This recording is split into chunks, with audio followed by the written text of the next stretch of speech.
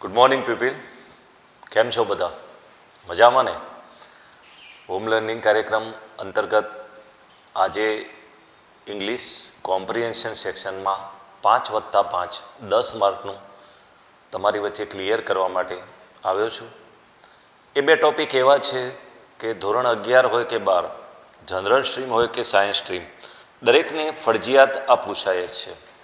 ફરજિયાત એટલા માટે કે કોમ્પ્રિહેન્શન સેક્શનમાં આપણે ધ્યાન આપતા નથી અને એના માટે જો થોડું ધ્યાન આપશો, આજે હું કેટલીક ટેકનિક અને ટ્રીકો લઈને આવ્યો છું જેના પ્રત્યે તમે ફોકસ કરશો તો સરળતાથી તમારા 5માંથી 7 કે 10માંથી 7 કે 8 માર્ક્સ અવશ્ય આવી જશે. એના કેટલાક રૂલ છે, એ રૂલને ફોલો કરવાના છે અને એ પ્રમાણે આપણે 10+6 કુલ 16 પેરેગ્રાફની પ્રેક્ટિસ પણ કરીશું.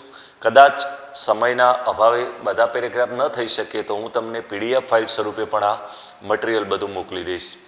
હવે આ એક છે સમરી રાઇટિંગ અને બીજું છે information transfer. Okay, summary writing ક્યાં પૂછાય છે એના પ્રત્યે જરા જોઈ લઈએ. ની ઇન્ફોર્મેશન ટ્રાન્સફર, સૌપ્રથમ મારી પાસે આ સામાન્ય પ્રવાહનું પેપર છે. સામાન્ય પ્રવાહના પેપરમાં આ પૂછાય છે ઇન્ફોર્મેશન ટ્રાન્સફર. એ સેક્શન ઈમાં 59માં નંબરનો પ્રશ્ન છે. ઓકે, અને સમરી રાઇટિંગ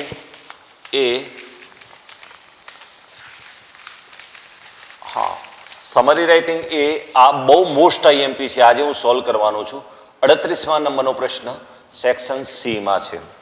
ધોરણ 12 સાયન્સની વાત કરીએ તો ધોરણ 12 સાયન્સમાં પાર્ટ એમાં આમાંથી કંઈ આવવાનું નથી. પાર્ટ બીમાં બંને ઇન્ક્લુડ થયેલા છે. એટલે પાર્ટ બીમાં સેક્શન બીમાં 9મા નંબરનો પ્રશ્ન છે જે સમરી રાઇટિંગ 5 માર્ક, એમાં 4 વાક્યોના અને 1 ટાઇટલનો છે. અને બીજું છે ઇન્ફોર્મેશન ટ્રાન્સફર, એ 17મા નંબરનો પ્રશ્ન સેક્શન સીમાં છે. ધોરણ 11ની વાર્ષિક પરીક્ષાની વાત કરીએ તો ધોરણ 11માં આ 33મા નંબરનો પ્રશ્ન છે. સમરી રાઇટિંગનો 4 માર્કનો છે, કેમ કે એમને 80 માર્કનું પેપર છે. જ્યારે ડેટા મતલબ કે ઇન્ફોર્મેશન ટ્રાન્સફર એ સેક્શન ઈમાં સેક્શન ઈમાં 49મા નંબરનો પ્રશ્ન છે. તો આ દરેક ધોરણ માટે અતિ અગત્યનું એવું છે વિદ્યાર્થીઓ. હવે જનરલી જ્યારે સમરી રાઇટિંગની હું પહેલાં વાત કરીશ, સમરી રાઇટિંગ હાથમાં આવે ત્યારે વિદ્યાર્થીઓને શું કરવાનું? સમરી રાઇટિંગ તમારી પાસે જેવું આવે કે તમારે ડાયરેક્ટ એને એકવાર ધ્યાનથી વાંચી લેવાનું. તમારે ધ્યાનથી એને બરાબર વાંચી લેવાનું. તમને ના આવડતા શબ્દોમાં અંડરલાઈન કરી શકાય અને આગળના અને પાછળના વાક્યને આધારે એને સમજવા માટે પ્રયત્ન કરવાનો. રાઇટર્સ ઓવરઓલ આઈડિયા એ શું કહેવા માગે છે સમજવાનું છે. કેમ કે સમરી રાઇટિંગ એટલે શું કે 1/3 પાર્ટ, જે પેરેગ્રાફ આપ્યો છે એનું 1/3 એટલે કે 3 થી 4 લીટીમાં આપણે કન્ક્લુડ કરવાનું છે. ગુજરાતીમાં જેના માટે શબ્દ છે સારલેખન. અને એ રાઇટરના ઓવરઓલ આઈડિયા જે હોય એના આધારે પીક વર્ડ પકડી અને આપણે એક સ્યુટેબલ ટાઇટલ સિલેક્ટ કરવાનું છે. હવે આના કેટલાક નિયમો છે, એ જરા સ્ટેપ બાય સ્ટેપ સમજીએ. હું ડિટેલમાં સમજાવીશ તો તમે વધારે ક્લિયર થશો. તો સૌપ્રથમ હું સમરી રાઇટિંગમાં જાઉં છું. Read 3 time. પહેલું એકવાર વાંચી લેવું, સમજવું. સમજ ના પડે તો આગલા પાછળના વાક્યને આધારે બીજી વાર અંડરલાઈન કરી અને એના વાક્યો સમજવાના.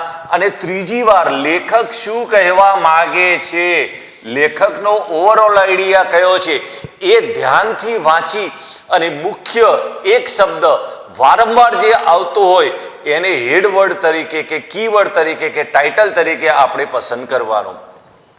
જ્યારે સમરી વાંચી અને લખવાનું શરૂ કરો ત્યારે સૌપ્રથમ થીસિસ સેન્ટેન્સ, જેના માટે કી સેન્ટેન્સ, એવું વાક્ય પેલું લખવાનું કે આ આખા વાક્યનો આખા પેરેગ્રાફને સ્પર્શતું હોય, એનો ઓવરઓલ આઈડિયા પ્રેઝન્ટ કરતું હોય એવું કી કે થીસિસ સેન્ટેન્સ એ પહેલું લખવાનું.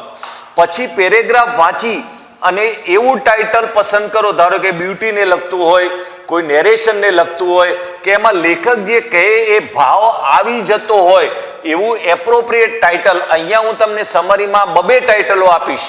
બરાબર, અને બરાબર બંધ બેસતું હોય એ ટાઇટલ સિલેક્ટ કરવાનું, ટાઇટલનો 1 માર્ક છે આટલો યાદ રાખો, બાકીના 4 માર્ક લખાણના છે. ઘણા વિદ્યાર્થીઓ આળસના કારણે પેપરમાં શું કરે છે, ખાસ કરીને સાયન્સના, કે પેરેગ્રાફ મળ્યો, પહેલું વાક્ય, બીજું વાક્ય, ત્રીજું વાક્ય ઉઠાવી લીધું, બરાબર, વિચારતા નથી અને એન્ડ વડે કે એના વડે કે ધેન ઓકે ધેન આફ્ટર આવા વડે જોડીને વાક્યો બનાવી દે છે. પણ એવું નથી કરવાનું વિદ્યાર્થીઓ. લેખક એમે જે વાક્યો રિપીટ થતા હોય, એકના એક વાક્યો ફરી આવતા હોય, લેખકે જે ઊંડાણપૂર્વક માહિતી આપી હોય, જે કનેક્ટ થતી હોય, એને આપણે ટાળી અને ધો, even if, but, as well as, and આવા વડે તમે જોડી શકો. કેમ કે સમરી આપણે 3 થી 4 લીટીમાં જ પૂરી કરવાની છે. સાર લખવાનો છે, નહીં કે નિબંધ લખવાનો છે. આટલું યાદ રાખો. કેટલાક પ્રોપર કનેક્ટિવ્સનો યુઝ કરવાનો છે જે ગ્રામેટિકલી કરેક્ટ હોવા જોઈએ. પ્રોપર કનેક્ટિવ્સ કેવા હોય છે કે એન્ડ, બટ, વેન એવર, વેર, આવા કનેક્ટિવ્સનો ઉપયોગ કરી ધ રાઇટર વોન્ટ ટુ ટેલ, આવું બધું તમે લખી શકો. આમાં રાઇટર શબ્દનો મહત્તમ ઉપયોગ કરવાનો. રાઇટર હી હોય કે શી, એ તમારે પ્રોપર એનો યુઝ આવડવો જોઈએ. રાઇટ SPRT, એસ એટલે સિમ્પલ, PR એટલે P અને T એટલે ટેન્સ. સાદા વર્તમાન કાળમાં જ તમારે સમરી લખવાની છે. ઓકે, ઓલવેઝ, કેમ કે રાઇટરે ભલે ભૂતકાળમાં લખી છે, પણ writer want to tell that, writer visits, આવા શબ્દોનો ઉપયોગ તમે બરાબર કરી શકો છો. Always express writers idea. Writer જે વાત કહેવા માંગતો હોય એમાં વધારેલી કે ઘટાડેલી કોઈ વાક્ય કયા સિવાય એનો સેન્ટ્રલ આઈડિયા 3 થી 4 વાક્યોમાં સ્પષ્ટ થાય એ રીતે આપણે સમરી લખવાની છે. નો રિપીટેડ સેન્ટેન્સ. કેટલાક વાક્યો પુનરાવૃત્તિ થતા હોય, એને ઊંડાણપૂર્વક માહિતી આપી હોય. ઓકે, ધારો કે Kala is a beautiful village, it was surrounded by the mountain, there were the valleys, okay, and also streams, rivers are there. તો આપણે આ 4 વાક્યનું એક વાક્ય બનાવી શકીએ. The writer narrated beauty of Kala village in his own word. મેં 4 લીટીની એક લીટી બનાવી દીધી. તો આ રીતે તમને એ ભાવ પિકઅપ કરી અને એને પકડતા આવડવું જોઈએ. વિદ્યાર્થીઓ, આટલી ખબર રાખશો, 5 માંથી 4 માર્ક્સ કે 5 માર્ક કોઈ તમારા નહીં કાપી શકે. આ સોલ્વ કર્યા પછી આપણે પેરેગ્રાફ તરફ હવે જઈએ. એના તરફ થોડું તમે ફોકસ કરો, પછી હું બીજા સેશનમાં ઇન્ફોર્મેશન ટ્રાન્સફર તરફ આવીશ. હવે તમે અહીંયા ધ્યાન આપી શકો છો. જુઓ, summary writing. Summary writing 5 mark. Thesis first, always write in a present tense, no imaginary sentence, first, second, third word લખવાનો નથી. Identify the main idea. લેખક જે કહેવા માગે છે વિચાર પહેલા ઓળખી લો. Picking up the important detail. પેરેગ્રાફની ઇમ્પોર્ટન્ટ ડિટેલ પિકઅપ કરો. Connecting important idea. જે ઇમ્પોર્ટન્ટ વિચાર છે એને એકબીજા સાથે જોડો. And then framing the synthesise sentence. અને પછી આપણે સિન્થેસિસ વડે એ જોડવાનું છે. 3 વાર વાંચવાનું પહેલું સ્ટેપ, બરાબર. બીજું સ્ટેપ એના આઈડિયાને કે સ્ટાઇલને સમજવાનું. ત્રીજું સ્ટેપ કે ટોપિક અનુસાર વાક્યો લખવાનું, કોઈ વાક્ય રિપીટ ન થાય એ જોવાનું રહેશે. કી પોઈન્ટ દર્શાવતા હોવા જોઈએ. ચોથા સ્ટેપમાં કે જે મુખ્ય વાક્ય હોય, થીસિસ સેન્ટેન્સ, એ સૌપ્રથમ લખવાનું છે. ઓકે, અને વાક્યો પ્રોપર ઓર્ડરમાં હોવા જોઈએ અને ગ્રામેટિકલી કરેક્ટ હોવા જોઈએ. એમાં ધેમ, હાઉએવર, ઓલ્સો, મોરેવર જેવા શબ્દોનો તમે ઉપયોગ કરી શકો છો, જે તમારા સમરી રાઇટિંગને એક્સ્ટ્રા ફ્લો આપશે. પ્રેઝન્ટ ટેન્સમાં લખો 1/3, 1/3 ભાગનું હોવું જોઈએ. અને ફરી છેલ્લે લખ્યા પછી એકવાર વાંચી લેવાનું. કોઈ ભૂલ, ગ્રામેટિકલી એરર હોય તો એ દૂર કરો. આ નિયમોને ફોલો કરીને આપણે 3-4 સમરીની પ્રેક્ટિસ કરીશું. તો અહીંયા સૌ પ્રથમ સમરી છે, એનો તમને બ્રીફ આઈડિયા આપી દઉં કે એક ખેડૂત છે ફાર્મર ગ્રીન. એ ખેડૂત એના ગામમાં બીજો એક ખરાબ વ્યક્તિત્વવાળો ખેડૂત છે. એને સુધારવાનો, એના ખરાબ વર્તનને સુધારવાનો નિર્ણય કરે છે. ઓકે, અને ત્યારે લોકો, એ પેલો વ્યક્તિ એટલો ક્રૂર હોય છે કે લોકો માની શકતા નથી કે આ કઈ રીતે સુધારશે. ઓકે, જ્યારે એ ખરાબ વર્તનવાળા ખેડૂતના કાને વાત જાય છે ત્યારે એ મતલબ કે એના સ્વભાવ પ્રમાણે રિએક્ટ કરે છે, પણ જે ફાર્મર ગ્રીન જે સારો ખેડૂત હોય છે એ એક સ્વાભાવિક જ વર્તન કરતો હોય છે. ઓકે, કેમ કે એ એના પ્રેમ ભાવ દ્વારા એના વર્તનને સુધારી શકશે એનો વિશ્વાસ છે. આ વાત આ પેરેગ્રાફમાં બતાવવામાં આવી છે. ઓલરાઈટ, તો well farmer Green said if he treats me badly I will soon kill him. This remark of Green got abroad આ ટીકા ફરી વળી and all sort of things were said about it. He seemed the very last man to kill anyone. His looks, word and action, all sort of a loving heart. Nobody could for a moment of his becoming a murderer. Mr. Green intention at length came to ears of ill-natured farmer. And you may be sure he was not all pleased. એ ખેડૂત ખુશ નહોતો થયો. Everything he do to tease, annoy and even injure.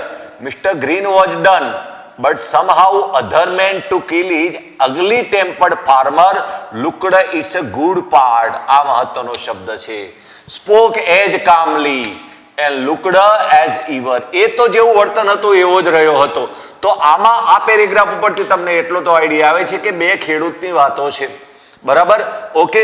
તો આનું title આપણે એક નક્કી કરી શકીએ કે two farmer, okay, two personalities, બે અલગ અલગ વ્યક્તિત્વ. ઓરાઈટ, બીજું પણ રિફોર્મેશન ટાઇટલ પણ આપી શકાય. ઓરાઈટ, ફાર્મર ગ્રીન્સ ડિસિઝન પણ શબ્દ તમે આપી શકો.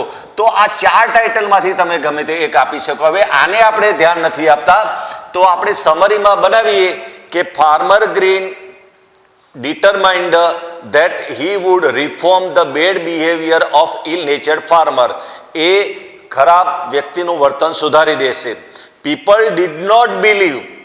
લોકો માની શકતા નહોતા.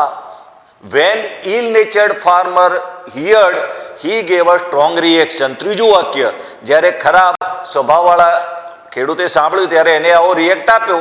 Okay, but Farmer Green remained very quiet and behavior was very sober. પણ ફાર્મર ગ્રીન તો જેવા હતા એવા ને એવા રહ્યા. મેં 1, 2, 3 ને 4 વાક્યોમાં સમરી પૂરી કરી. ઓરાઈટ, ટાઇટલ આપી દીધું. બસ તમારે આ વાંચી, વિચારી, સમજી, ટાઇટલ આપી અને મેં કહ્યું એ રીતે તમારે સમરી પૂરી કરવાની છે. હવે બીજી સમરીની તમને થીમ કહી દઉં કે અંગદોરજી હોય છે, બચેન્દ્રી પાલ છે જે પર્વતારોહક છે, એ અંગદોરજી ઓક્સિજન વગર શિખર ઉપર ચડવા માટે ટ્રાય કરે છે, બરાબર, નિર્ણય કરે છે. બચેન્દ્રી પાલને પોતાના સ્ટેમિનામાં ને અંગદોરજીના જે ગાઈડ હોય છે, શેરપા હોય છે અંગદોરજી, એના ઉપર ફૂલ કોન્ફિડન્ટ હોય છે. ઓરાઈટ, એટલે પણ બચેન્દ્રી પાલને ડર છે કે શિખર ઉપર જવું અને પાછા આવવું એ થકવી દેનારું કાર્ય છે. અને ત્યાં આટલી બચેન્દ્રી પાલને ડર હોય છે કે એ શિખર ઉપર જશે ત્યારે ત્યાં મતલબ કે એના જે ફીટ છે એકદમ કોલ્ડ થઈ જશે, બરફમાં દટાઈ જશે. એટલે એના માટે બે જ ઓપ્શન રહ્યા હોય છે, કાં તો ત્યાં જવું અને ત્યાં શિખર ઉપર રહેવું, અથવા તો કેમ્પ એટલે કે વેલીમાં એક દિવસ જઈને પાછા આવવું. ઓરાઈટ, પણ બચેન્દ્રી પાલ એમની સાથે જોડાવા માટે તૈયાર થઈ જાય છે. જરા જોઈએ. Angdorji was going to climb without oxygen, but because of his feet would get cold, he thus wanted to avoid long exposure. Angdorji male છે અને બચેન્દ્રી પાલ રાઇટર ફિમેલ છે. And a night the summit came, therefore either to get the peak or back to south colonel એટલે valley, કેમ કે અઘરા શબ્દો આવે છે, valley camp, the same day or abandon the attempt. He was keen to start immediately and asked if I, એટલે Bachendri Pal writer, like to go with him. Going to from the south camp and back in a day would be strenuous, કે એ થકવી દેનારો હશે. Though there was a risk of Angdorji turning back if he would get too cold. I, however, had full confidence in Angdorji as well as in my stamina and climbing capacity. Besides, no one else was ready to move at that time. હવે આ મેં વાંચ્યું અને એને આધારે કઈ રીતે summary બનાવું છું. Ang Dorji wanted to climb without oxygen.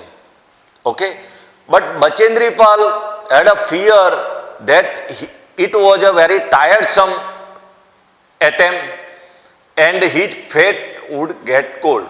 બીજું વાક્ય બનાવી દીધું. ત્રીજું વાક્ય એ તમારે આ રીતે તમે લખી શકો. Bachendri Pal had a full confidence in his stamina, in her stamina and also guidance of Angdorji, so she was ready to go with him. બસ પતી ગયું. ટાઇટલ કયું આપી શકું? Bachendri Pal's confidence, alright, writer's confidence, okay, અથવા અંગ દોરજી ડિટર્મિનેશન. મેં એક ટાઇટલ આપી દીધું.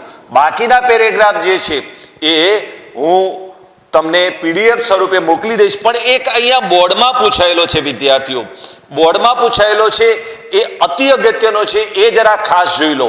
ઓલરાઈટ, એમાં તમે વધારે ધ્યાન આપો. આના પહેલાં હું તમને એક થોડું થીમનું વર્ણન કરી દઉં કે રાઇટર્સે હિમાલયની જાત્રાએ ગયા હોય છે અને ત્યાં નાઇટમાં 200 ઘરોનું જે 200 લોકોનું જે કલહ નામનું વિલેજ છે ત્યાં સ્ટે કરે છે અને ત્યાં 2 કે 3 ડિગ્રી ટેમ્પરેચર હોય છે. વહેલા ખાઈને સૂઈ જાય છે પોતાની બેડ્સમાં વગેરે, અને બીજા દિવસે સવારે વહેલી સવારે સૂર્યોદય થાય છે ત્યારે પક્ષી નિરીક્ષકો છે, ડ્રોઈંગ કરનારા હોય છે, ઓકે, કેટલાક કવિઓ હોય છે, લેખકો હોય છે, ઓકે, અને પ્રકૃતિનું નિરીક્ષણ કરનારા હોય છે, સાહસિકો હોય છે એમના ગ્રુપમાં, રાઈટ. એ બધા પોતપોતાની રીતે સુંદર સવારનો આનંદ માણે છે.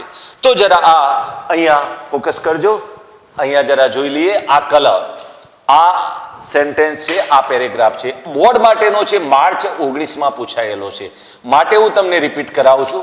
કલહ was a small beautiful village in population of only 200. We એટલે કે writer and their group took shelter in a sarai, a small house. સરાઈ એ એક નાનકડા ઘરનું નામ છે. With a kitchen and hall constructed for pilgrim who make a journey to holy place. The evening was very cold with a temperature around 7 to 8 degree. It further dropped at night to 30 Celsius. Our cook who had joined us, Theory, cooked food for us and welcome for a dinner followed by sounds like in the warmth of our sleeping bag. સુઈ ગયા. The morning of color was beautiful. આ શબ્દ મેં પકડી પાડ્યો title માટે. Alright, everyone was at ease. It was an acclimation. ટેવાઈ ગયા હતા. Halt. It was a rich mix in the true sense of team. As there were painter, writer, photographs, ornithologist એટલે bird watcher, adventure lover. Someone took a sketchbook, a pencil and started sketching beautiful wooden house of the village, few of captured village beautiful views and Himalaya village life in our camera. Ornithologists took their binocular and started studying variety of village. હવે આ જે છે એમાં title આપણે શું select કરીશું? Writer's voyage to Himalaya, રાઇટરનું હિમાલયની યાત્રા. Writer's stay at Kalah village, રાઇટરનું કલહ વિલેજ ઉપર મુકામ. ઓલરાઈટ, આ ટાઇટલ આપણે આપી શકીએ. અને કંઈ ના સૂજે તો કલહનું સૌંદર્ય, બ્યુટી ઓફ વિલેજ કલહ. હવે હું 4 વાક્યો આ પેરેગ્રાફ ઉપરથી બનાવું છું. Writer and their group stayed at a sarai in a village Kala. After taking hearty dinner prepared by Theory cook, everybody went to bed early. ત્રીજું વાક્ય, the morning was beautiful.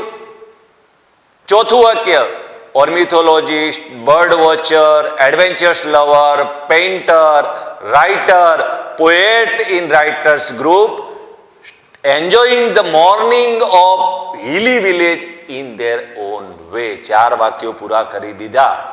તો આ રીતે તમને આ સમરી આવડવી જોઈએ. હવે હું થોડું ઇન્ફોર્મેશન ટ્રાન્સફરનું લઈ લઉં છું. ઇન્ફોર્મેશન ટ્રાન્સફર એટલે શું? વિદ્યાર્થીઓ, આપણે ઇંગ્લિશ ચારે બાજુ આપણે જોતા હોઈએ છીએ, જોવો છો ને તમે, ઓલરાઈટ, કે ઇંગ્લિશમાં catalogue, brochure, graph, diagram, advertisement, okay, receipt, PAN card, Aadhaar card, bank statement, કેટલું બધું આવે છે, કેટલું આપણે વાંચીએ છીએ. અને કોઈ પણ માહિતી જે હોય છે એને શબ્દોમાંથી પેલામાં ફિગરમાં કે ડાયાગ્રામમાં ઢાળવી સહેલી હોય છે અને જગ્યા ઓછી રોકે છે. જે એક પાનાનું હોય એ એક આકૃતિમાં બતાવી શકાય છે. તમારે એ આકૃતિમાં બતાવેલું હોય એ 12 વાક્યોમાં બનાવવાનું છે. તો એના માટેની બહુ સરસ આજે ટેકનિક લઈને આવ્યો છું. એ ટેકનિક તરફ તમારે ધ્યાન આપવાનું છે. પણ ઇન્ફોર્મેશન ટ્રાન્સફર એટલે શું? What is information transfer? Information transfer એટલે કે જે માહિતી ચિત્રાત્મક હોય એને આપણે 10-12 વાક્યોમાં ઢાળવાની એની ઇન્ફોર્મેશન ટ્રાન્સફર કહેવાય. નોન વર્બલ ટુ વર્બલ, જે ગ્રાફ હોય, ડાયાગ્રામ હોય, કેટેલોગ હોય, બ્રોશર હોય, પિક્ચર હોય, એડવર્ટાઇઝમેન્ટ હોય, એમાંથી 12 વાક્યો બનાવવા, માહિતીમાં બિનજરૂરી કાલ્પનિક ન ઉમેરી અને એને કહેવાય ચિત્રાત્મક માહિતીને શબ્દોમાં બનાવી, એને વર્બલ કહેવાય.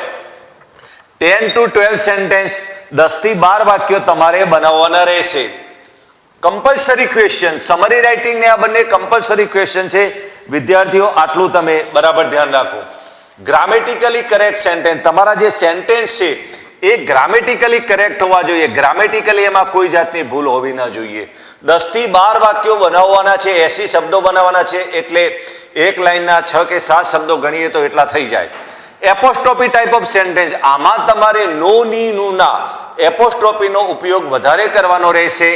સમરી રાઇટિંગમાં સાદો વર્તમાનકાળ અથવા પૂર્ણ વર્તમાનકાળ, ક્રિયા પૂરી થઈ એની અસર ચાલુ હોય, અથવા સાદા ભૂતકાળનો ઉપયોગ, આમાં સાદો વર્તમાનકાળ, આમાં સાદા ભૂતકાળનો ઉપયોગ કરવાનો છે. નો ઇમેજિનરી સેન્ટેન્સ, કોઈ કાલ્પનિક વાક્યો નથી લખવાના. સ્ટ્રિક્ટલી ફોલો ડેટા, જે ડેટા આપ્યા હોય એને સ્ટ્રિક્ટલી ફોલો કરવાનું. ઇન્સ્ટ્રક્શન, ઇન્ફોર્મેશન ટ્રાન્સફરના પહેલા જે માહિતી આપી હોય એ માહિતીને બરાબર પહેલું વાક્ય એના આધારે જ બનાવવાનું.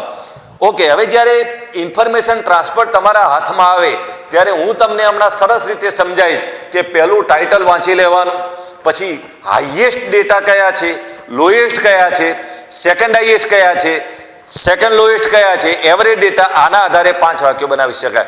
પહેલું વાક્ય આ આપવાનું કે what is this data about. તો this is a diagram, this is a graph, this is a pie chart, કે this is a poll chart. શું છે તમારે બનાવવાનું?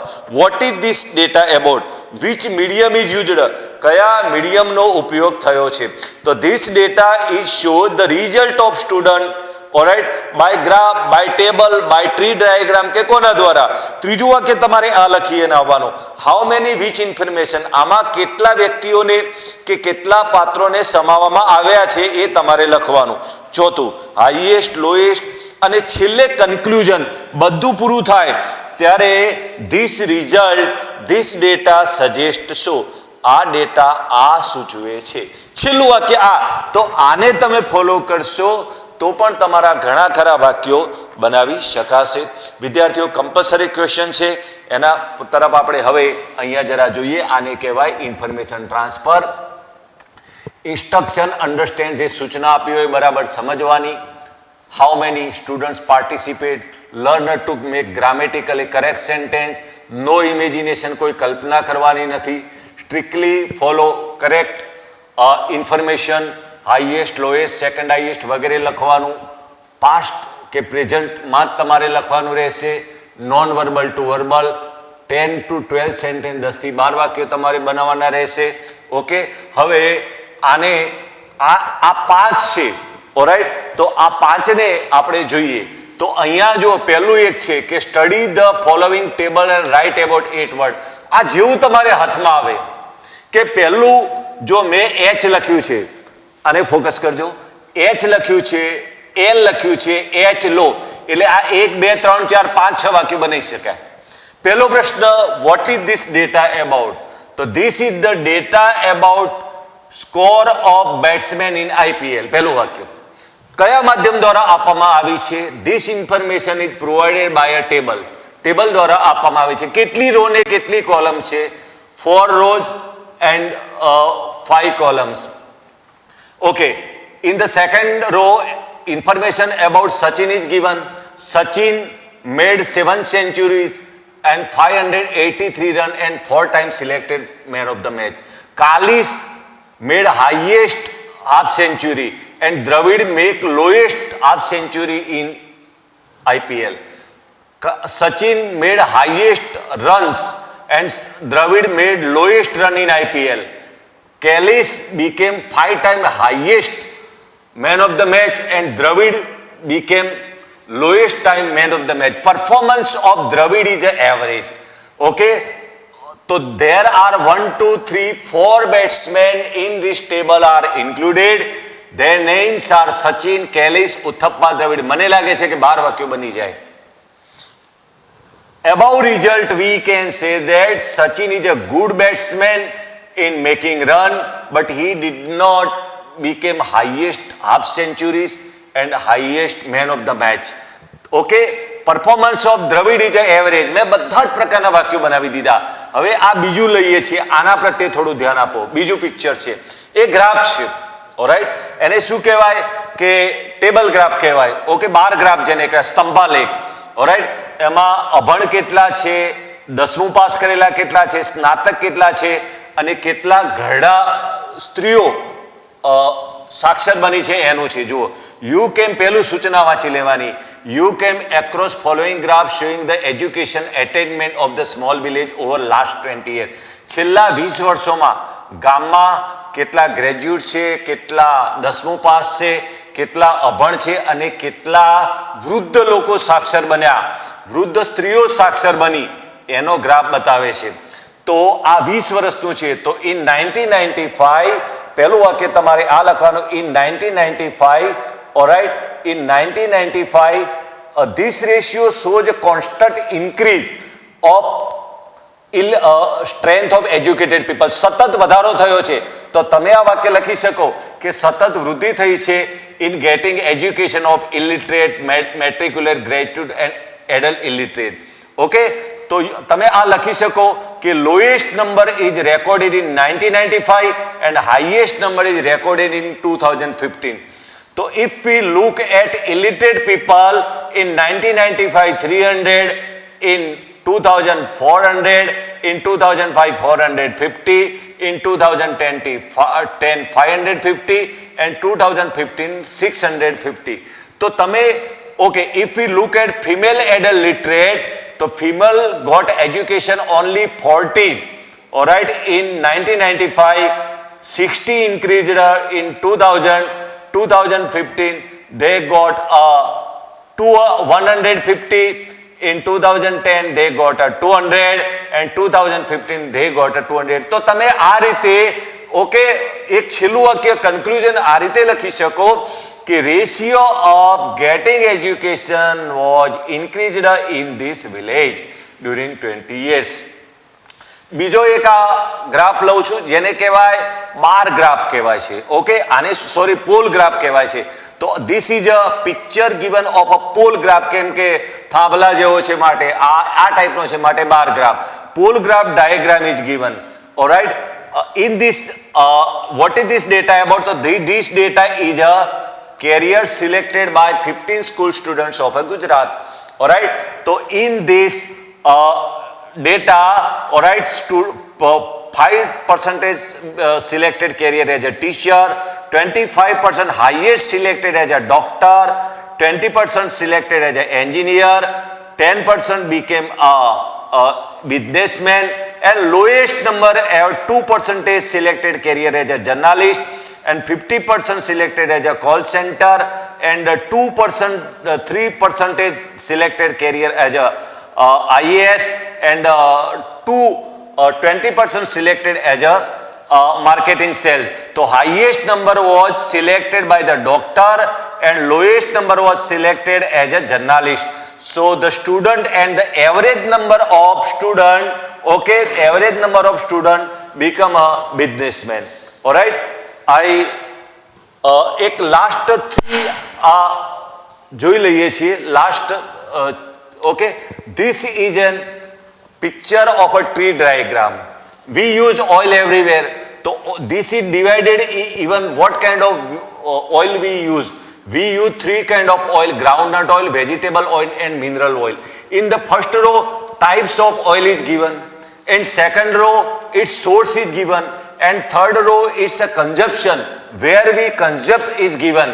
Groundnut oil is got from the ground and it is used in a cooking as an edible oil.